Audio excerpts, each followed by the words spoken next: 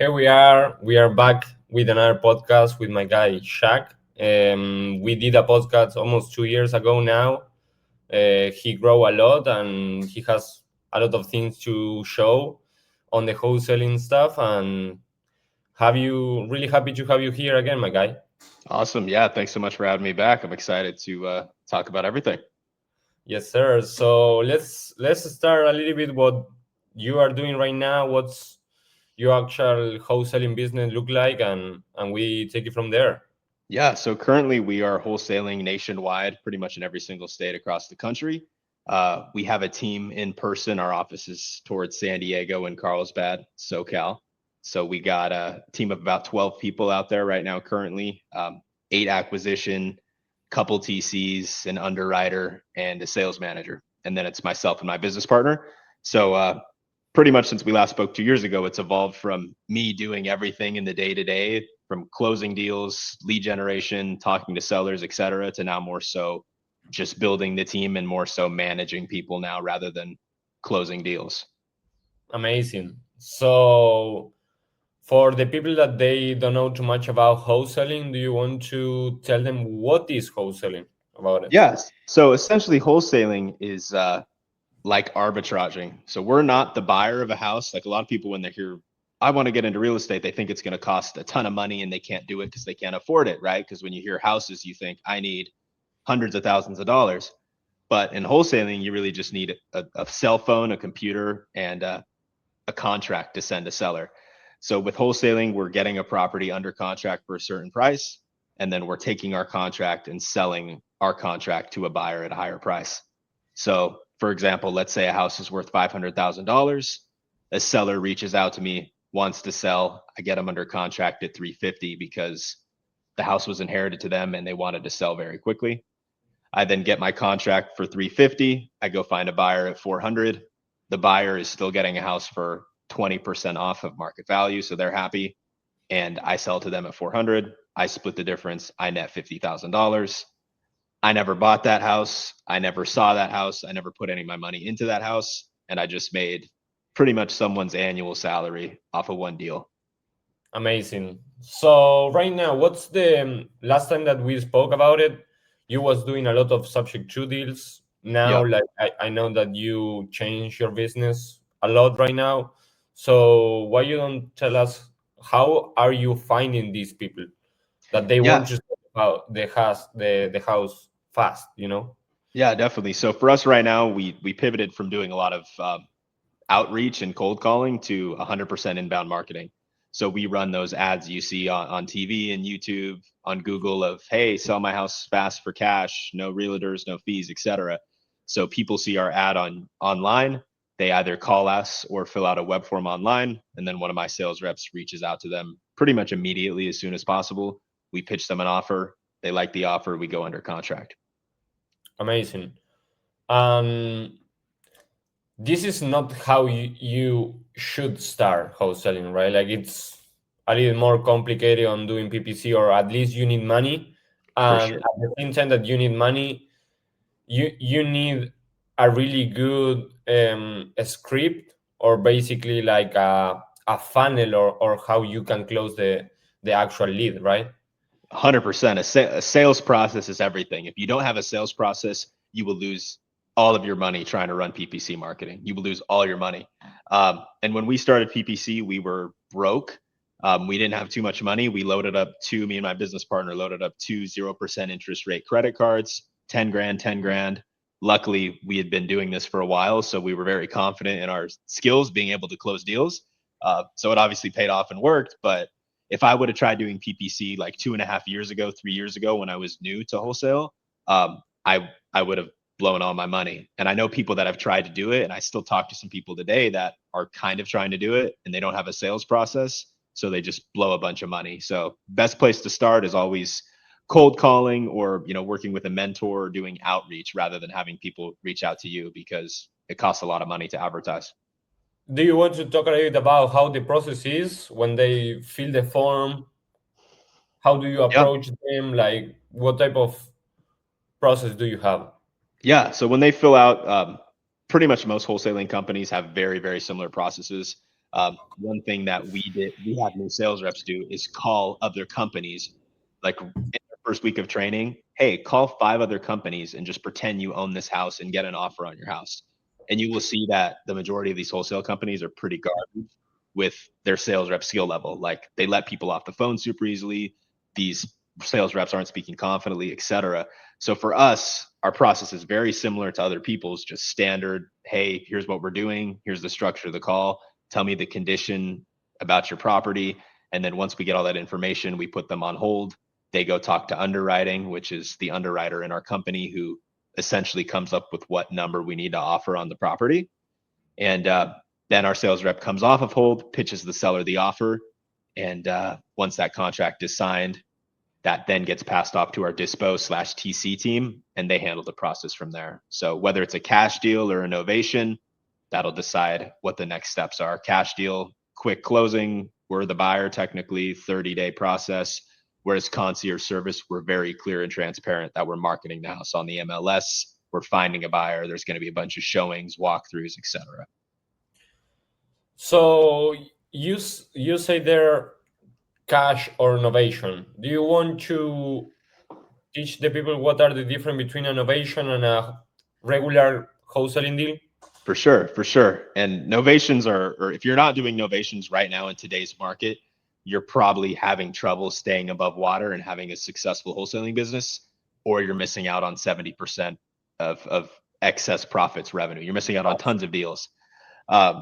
So essentially the way a novation works is it's an MLS wholesale. So you're utilizing the MLS, which is the multiple listing service, Zillow, Redfin, realtor.com, those sort of sites that houses are posted on by realtors. You're using the MLS to find a buyer for your property. So using the MLS, you're going to find more like retail buyers who are going to pay a much higher dollar and a higher premium for a house than you would find on a Facebook group or investor lift or something. You're going to have stingy investors like myself who wants to get to buy a good deal on Facebook and investor lift, versus if you throw something up on Zillow, you might have the neighbor who's like, oh, hey, I got money. I want to buy this house. I don't really care what I'm paying for it.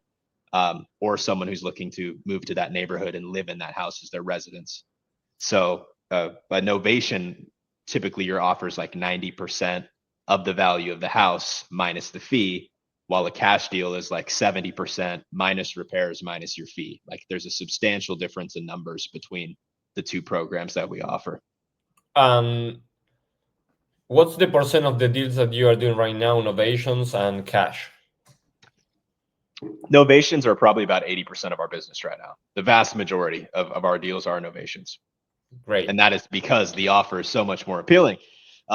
We used to pitch cash first as an anchor before we pivot to novation, but now we just go straight into novation unless it's like a major fixer upper, or on their web form they put a super, super low price. Oh, that's what I want to. How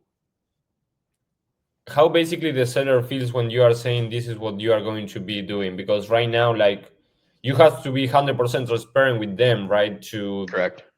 Say what, because there's going to be normal people going there, agents, people that they are not in the business, they are like on the retail side, right?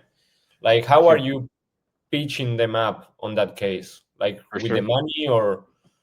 Yeah, if you're not transparent, and we have new sales reps, they do this. Sometimes they're like, I just want to get a contract, and they like this happened literally today. I'm like, wait, what the heck? This person's calling back saying they want to cancel instantly because we weren't transparent. Like, if you're not transparent, you're not going to make any money. That deal's going to blow up before it gets to the closing table.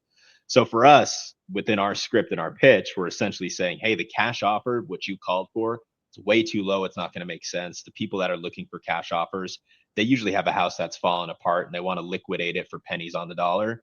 We do have another service though that your property qualifies for. For us, we call it concierge service. Some companies call it equity protection plan. There's a whole bunch of names that people have for it. But with this service, it's going to allow you to get way more money for your house. And all it'll need is a 60-day closing rather than a 30-day timeline. And then we basically go into the pitch. We're handling everything. We're taking care of commissions, closing costs. We're handling all repairs. We're staging and prepping the property. We're finding a buyer. You don't have to lift a finger. And in 60 days, you're getting $250,000 in your pocket. And yeah, when we present it confidently, there's never any it's very rare when we get pushback. Maybe 1 out of 20 people we pitch it to say, I don't want to do realtors. I don't want to do showings. It's pretty minimal. Yeah, they want more money on their pocket, Yeah, basically. exactly. And what type of houses are you having, like, on novations normally? Because when you are doing a cash wholesaling deal, regular, like, you're having really distressed properties most of the For the most times. part. Yeah. Yeah. What about Um, these type of houses? Like, what's the main situation for why they are trying to sell? yeah, honestly, for novations, we even like major fixer uppers, sometimes we will novate them if they are Yeah, in of like course. a rural market. But I mean, any sort of property we're novating. But the ideal candidate, like when I hear vacant house, a little dated but clean, I'm like, oh, this is a perfect novation. We're about to make a lot of money on this deal. But really, anything that's livable and financeable are like the two main things that I look for, whether or not this will qualify for a novation. Because if something's financeable, that tells me, hey, I don't need to do a bunch of work to this house to sell it and have it qualify for financing for an end buyer. And then livable too, we obviously don't want a hoarder house, because with the novation, you're able to price it higher because you're selling it to a retail buyer who might want to live in that house and is going to move into that house. And if you're trying to show a retail buyer a house that has warped flooring, covered in rats and trash, and the paint spilling off the walls, they're Yeah. going to enter the front door, turn around, and leave instantly. So those are the two biggest things for us for innovation. What's the percent of the people that they will buy an innovation deal, they finance the house? Do Probably you? the vast majority. I don't have that data specifically tracked Yeah, within our okay. company, but just off the top of my head, I would say over 70% for sure. Okay. The vast majority are buying on financing, whether it's FHA or VA. And how is the process for someone you get paid as a wholesaler, basically, or innovation, and getting paid with the money of the bank, basically? How is that process? Yeah, it's funny because I used to do everything. Right now, I just do the sales and acquisition. My Okay. business partner, he manages TC and Dispo, so I might be a little rusty on the exact specifics. But for the novation, essentially, we send the title company the A to B contract, which is the contract we have with the seller and us, and Yes. we have something called a novation indemnification agreement, which basically states we're replacing ourselves with the third party buyer, which we would then have that B2C contract signed as well. And essentially, that novation agreement says, hey, the seller is netting this. We're handling all these costs. We're making any additional proceeds on top of the net price that we agreed upon with the seller. And we often send in like a marketing invoice, a separate document as well. Um, Sometimes it's called like novation fee, contract release fee. Occasionally on the HUD, it'll show assignment, just making sure that all our ducks in a row so we get paid. Of course. And, like, there, you have problems sometimes with the bank when they find that you was making money in between, or no? It is pretty rare. There definitely have been a couple times. My dispo team and my business partner handles more of that, so I only hear like of major issues, and there have been a couple, and it's been as simple as just getting on the phone with that lender, switching title companies last minute. I think we had to do a double close on one last minute as well too. I So imagine, yeah. yeah, it occasionally happens, but it's not super frequent. And how are you managing right now? Like, this is Dispo though, but how are you managing right now, leasing the houses on the MLS? You're doing flat fees, or what are you doing? So we're always having a realtor list the house for us. Um, it would be interesting to see that data. One of my mentors, he always recommends having a realtor. Rich Wonders, he's like kind of Novation King. I'm Renovation part of one of King. his group. Yeah, hence the name Novation King. So some of his advice is great. He always recommends you got to use a realtor.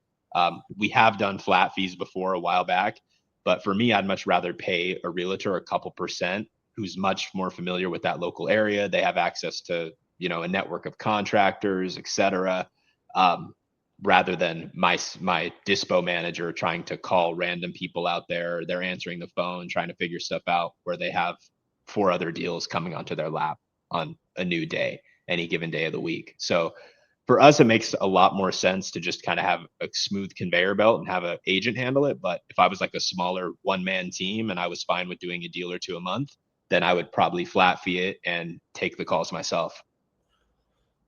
So we do novations as well, Yeah. and mostly for our PPC. And basically, the ones that we are doing flat fees is more like those transactions that they are like cash transaction. Yeah. Yeah. Like Yeah. Yeah. you need to fix it up really good, and it's going to be an investor who buy it. Yeah. That's when we do flat fees. And a lot of things is like us as a wholesaler, like realtors, they don't like us too much, right? Very Like true. there is some ones that they like us, and there is something that they are knuckleheads that they don't know nothing about it, and they say like they don't understand how the process will be. Like I'm listing the house on the market and making money like when with your buyer, and but you are not the owner. How is that possible? So we got a situation where we didn't lose the house, but we get the contract canceled and we get the memorandum, Yeah. because the agent go outside of our road and show the seller basically everything. It was going to do Yeah. the showing, and they say, hey, I list the house. They list the house on the MLS, and but I can pay you more. So that's how we were having some issues with that. And what about like what type of relationship do you have with your agents? Like, do you have a few agents or you have only one for Yeah. specific markets? Good question. So definitely in certain markets, we want to build long-term relationships with agents because just like you said, a lot of realtors do not like wholesalers. And also too, if someone fully understands our process and have done good business with us before, then of course we want to do repeat business with them again, just to minimize trial and error. So we have like Dallas, Fort Worth, Denver, pretty much all of Florida, like some of our major markets, we have an agent or two for each area that's like on lock that we hit up instantly as soon as we get something contracted. But since we run marketing nationwide, occasionally we'll get a deal in a town we've never done business in before. And if that's the case, then we have to do some outreach to find an agent to list the house for us. Nice. Yeah. Like you start seeing basically like people that they sell houses on their area, realtors, and you start calling and see what's the best, right? That's Correct. basically. Correct. And of course there's so many processes and systems with this. Like if you call a realtor and say, hey, do you do novations or like, or something like that, like it's just gonna it's gonna Yeah. red flag them and make them not want to do it. So hey, I was helping out a seller here. I buy properties cash nationwide.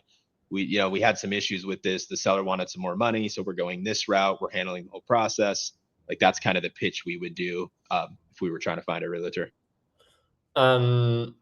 If, further thing, right now, like if you have um, deals in Atlanta, I have the best realtor.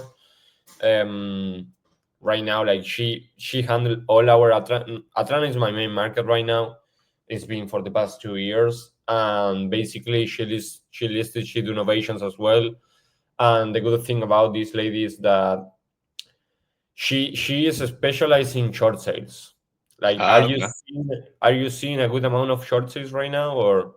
A bit. Yeah, a bit. And we don't do short sales. That's something that we don't do. I know some people that have made a killing in it, but personally, that's just something I've never dealt with. Okay, like what do you do when a lead came and they owe more what the house is worth? Like We you typically dead it or see if sub two may work for us to keep, but we're not really doing sub two assignments anymore. So we usually just dead it, honestly. really? Yeah. So we're probably missing out on revenue. Are you doing short Oh, sales? We're probably missing out on a lot of revenue. in Atlanta for sure. Like everything in Atlanta that is a short sale, send my way. Like we will get you covered right there. Like this lady is really good. Um, Last month we sell a house in Decatur, Georgia, that is there in Atlanta. Yeah. That is, yeah. Like ARV of the house was like 400,000.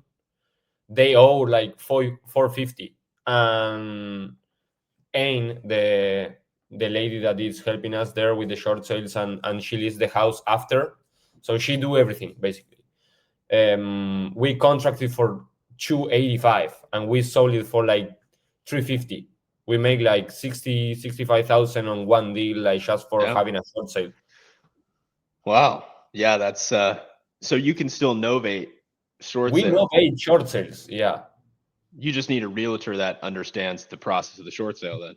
They need to really understand the short sale, and again, they need to know what we are doing basically, and they need to negotiate with some lenders, because sometimes, like, I don't know, this particular house, it was like 450 in total debt of the house, Uh, but 100 grand was for like medicine.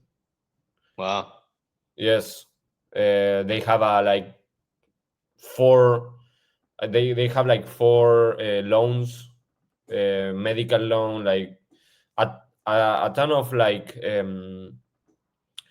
crazy stuff, and the actual agent, they call the lenders and they negotiate it down.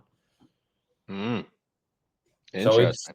yeah, it's really good. I'm trying to find someone in Dallas and DFW, because we do a lot of deals there, but I really want to start doing like more short sales right now, because I'm seeing so 80, I don't know, 80, but 70% of the like the on market leads that I'm having right now with Offer Blaster and like the subject to, when you Yeah. trying to find someone with like no equity on the MLS, they are short sales because they bought it on 2021, 2022, and the interest rate might be good, but they owe more what the house is worth right now.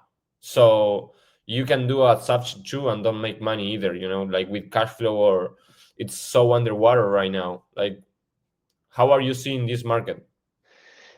Yeah, I mean, Florida and Texas have been hit super hard, harder than any other market we've seen personally, at least, of like properties that were just bought a couple years ago that were bought. I saw like a condo, I think yesterday or something in Florida. It was bought for 290 2 or 3 years ago, and then right now the comps are showing we need to list it at 230 or 220. Like just tons of houses super underwater, specifically in Texas and Florida. Um, Definitely in other markets though, we're seeing a major shift and a slowdown too, but nothing like we've seen in Florida and Texas. Of course, there's still pockets where it's ripping and nothing's really changed too much, Yeah, but like Miami. yeah. Or San Diego. I think San Diego is good though as well, right? Yeah, yeah. Or California, like, California is usually pretty solid. Like we just sold my grandmother's house a couple months ago, and that went pending in like 2 weeks. yeah, I imagine. So do you want to tell us a little bit about like a deal that it fall apart, or something that it got complicated and you been able to solve it? Yeah.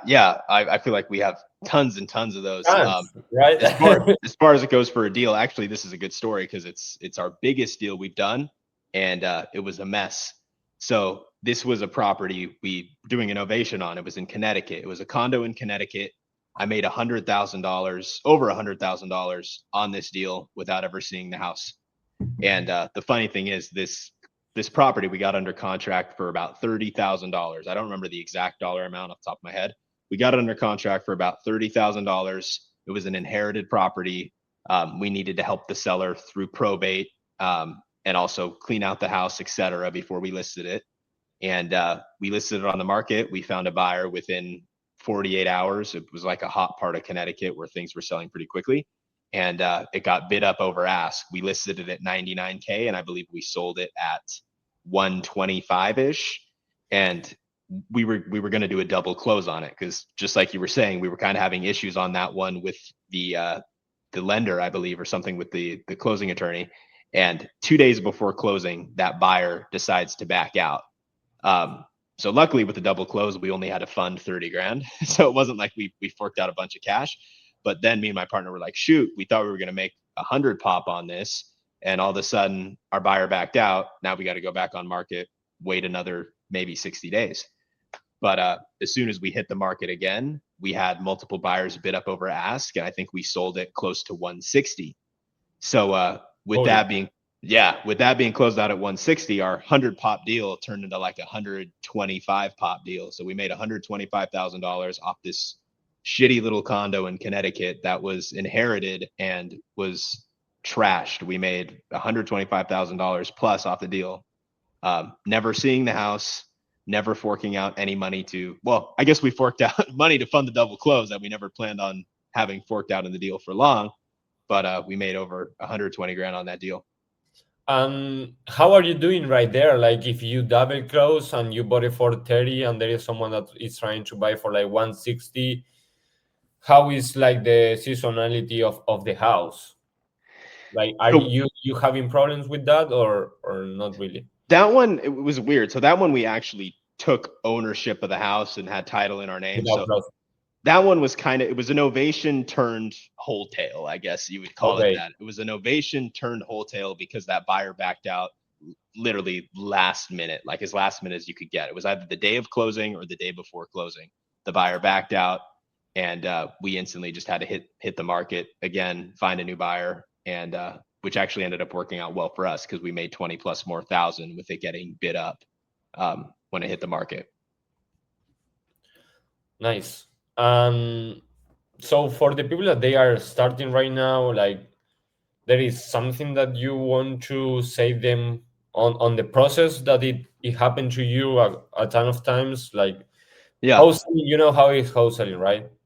It's not for yeah, everyone. for sure, for sure. And yeah, the biggest thing with the process, and it's not to be discouraging to people, but like you said, it's definitely not for everyone. Like I've talked to tons of people. Like when I used to do the Zooms and the sub two mentorship stuff, I've talked to hundreds and hundreds and hundreds of people, and I probably think there's only a couple handfuls max of people that are still in this industry from people I've talked to over 2 years ago. A lot of people just, one, they're either not cut out for it, or two, they just don't have the work ethic. Like there's people who are like, oh, cool, I do this, and then I'm going to try wholesaling from 5 p.m. to 6 p.m.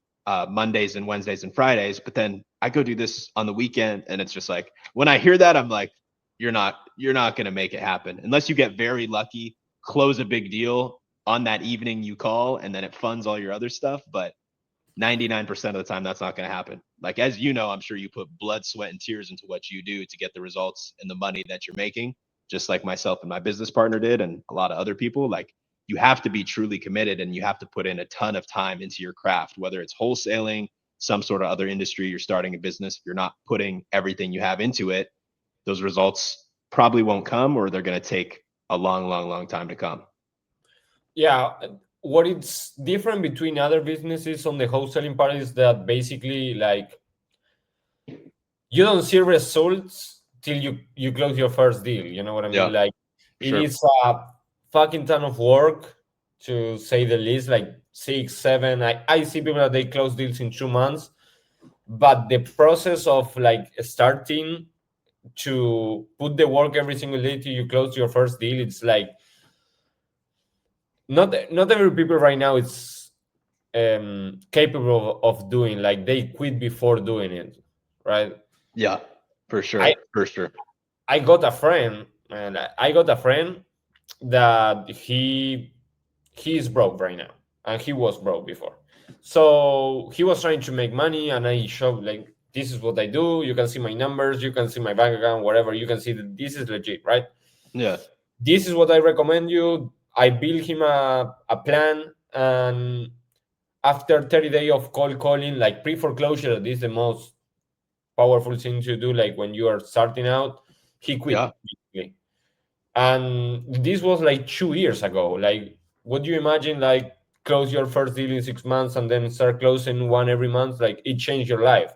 It's Yeah. just the process of like starting it out and see the first result is really difficult. It Maybe is. like, yeah, maybe like on a e-commerce or something like you can see money more quicker because you turn on ads with $50 and you say your first sale. You know what I mean? You don't make shit of money, but you at least see like a little bit of a Very result. true. Right now, like Very it's true.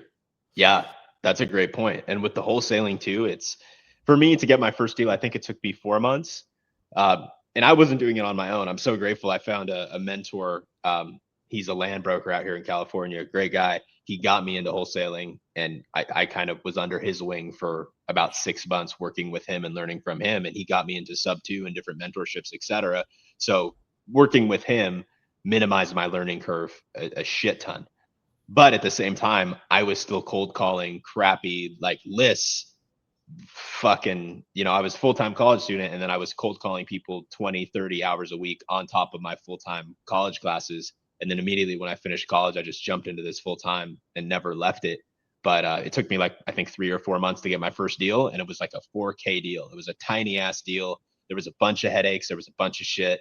And I didn't feel fulfilled after that deal. It was like, cool, I got my first one. But when you see like, for example, like my story I just shared, I made 125 grand on this deal, or you see like, an ad on YouTube or Instagram of, hey, I made 50 grand on this deal. Like a lot of the times your first deal probably isn't going to be that big.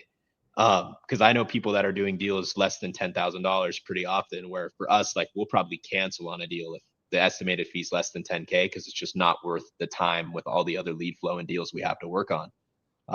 But yeah, you got to be built differently to make it in wholesaling for sure. Yeah, definitely.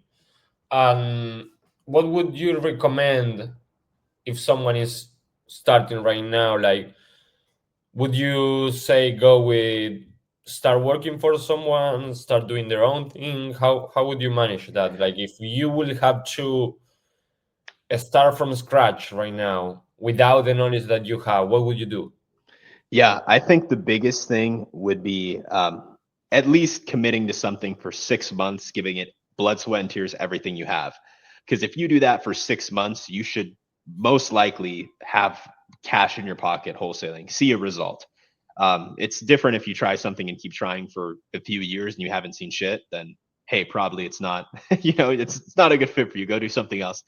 But if you give it everything you got for 6 months with guidance, you should be successful. And guidance meaning mentorship, right? Like there's a mentor I have now that we pay him thousands of dollars a month. And when we had our first 100K month, we wrote him a 20K check. I have friends that pay mentors 10,000 plus dollars a month. There's different groups. I mean, I've probably spent over $100,000 in mentorship over the last 2 Easy. years. And I Yeah. know other people that spend that like a month in mentorship. Um, and that's something I didn't really have too much of a belief in. Like right when I started, I'm like, oh, that's a waste of money, or that's crazy. Like no way people are paying that much money. But if someone's at levels above you and you want to get to where they're at, then obviously time is money. And if they're going to give you their time, obviously there has to be a price tag to that if you want it consistently long term. Um, and it minimizes your learning curve. So I think some sort of mentorship, whether it's a group, whether it's one-on-one with someone, or even just going super hard watching free YouTube videos, as long as you have some sort of structure or guidance to follow, that's going to minimize your learning curve a ton. And keep doing that the same every single day. Like, Yeah, maybe don't try to like do one day subject choose, one day cash, because you will never get something basically. correct. Yeah, Correct. it's really easy to like, there is so much things that you can make money in real estate just from being like normal cash transaction to being a TC and you make money. You know what I mean? Or scrapping up a lease and selling to someone, you can make money. So stick to one point and just at least 6 months and you will have results. I guarantee, like, there is so much money flowing every single day on the real estate market that Yeah. if you make something, it might be small, but you can do it. Yeah. And that's not 6 months of, hey, I'm going to try to do this on the weekend. It's like 6 months of at least 30 hours a week into something. Just because there's so many people that I see, especially in like sub two and like mentorship groups that may have like a payment plan or like a lower entry level where they're like, oh, hey, I'm going to, and obviously some people do, I'm just being realistic, but they get this dream of like, hey, I'm going to make it big, but I have 3 kids and my wife and my full-time job, and I can only do this from 6 p.m. to 7 p.m. on these days. It's like it's going to be super hard to make something happen unless you have money, because if you have money, then you could throw money at VAs or a closer or something to run the business for you. But if you don't have But at the that, end of the, but at the end of the day, if you put money into like some BAs or a closer and you are not there managing and trying it's going to, to fall apart. it Yeah. will fall apart. Yeah. And it's really simple to fall apart in this market with, there is so much competition, right? Very true. Very true. Yeah. It was the, I don't know if it was different, but I think right now, like, it's more difficult to get into real estate right now that 3-4 years ago when I start, maybe. Yeah, Not 100%. Yeah, 100%. like Because I started pretty much three-ish years ago, and I think it was just starting to get a little more difficult then, and then now it's way more difficult than it was when I started. yeah. Right now when you are doing PPC, like do you do your own PPC or you pay other people to do the PPC? We have an ad agency that runs our PPC, SM3 Marketing. They're phenomenal, and they've helped us scale our business from 40, 50K a month all the way to 400K a month. Nice. So how many deals average are you doing right now? We're doing anywhere from 10 to 20 a month. 10 to 20. And the average Um, assignment fee? Average assignment fee for us is around $20,000. 20,000. And how much is the money that you are putting in for one contract? Our cost per contract, like I was saying earlier, Do, our do you data is want do you want to do it like how much is the lead cost you? How many leads you need for a contract? How many yeah, contracts for a deal? yeah. I know that off the top of my head. I Um, know. my business partner, he's more of the KPI back end things. I'm more of like the kind of the visionary sales guy. As far as it goes for lead to contract, what we typically see with our better closers, they're like 1 out of 15 leads to contract. For us, quota is 1 out of 25. If you're not closing 1 out of 25 leads, you're going to be cut within 60 days. So average company though, we're like 1 out of 20 leads to contract. An average lead costs us $75. Um, so I mean, we have roughly about a 50% fallout rate on deals too. So if you do that math right there, I don't have my phone handy to grab a calculator, but if you do that math right there, you should have a rough cost per contract essentially, or cost per closed deal. Nice. Yeah. And it's trickier with our trajectory right now too, because kind of before we started our call here, I know we were chatting, like with us being in a big growth period, because we hired 6 sales reps back in late June, early July. So for us, we went from 3 sales reps at that time to all of a sudden 9. Right now we have 8 because we cut some people and replaced them and then cut again.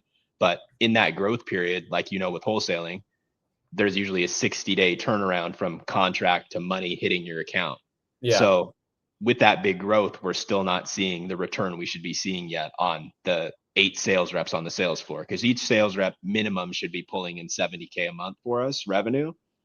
So theoretically, we should be blowing past 500K a month revenue right now, which we're not, because some of those sales reps are still not fully up to speed. And we probably do have to cut, one of the sales reps that's on our team currently and replace them with someone better. How are you managing? Do you pay commission? Do you pay salary and commission? How is the Yeah. whole So that's the downside with California. Just cost per living is expensive. So we can't really pay like, expensive? I know people who pay like in other areas in the Midwest or East Coast, like a 2K a month base. We can't get away with that. So for us, we do a 4K base and then like a tiered commission structure just below 10% commission is what we start at. So for someone that is starting on real estate, like they have really good amount of income coming in, basically Yeah. shining. Yeah. Even if you want to work for a company, I mean, it's a great idea if you want to get your foot in the door and start making some money. I mean, all of our sales reps that are fully up to speed should easily be making 100K a year. Our sales manager now, he was a sales rep before. He was making 20 plus K a month as a sales rep.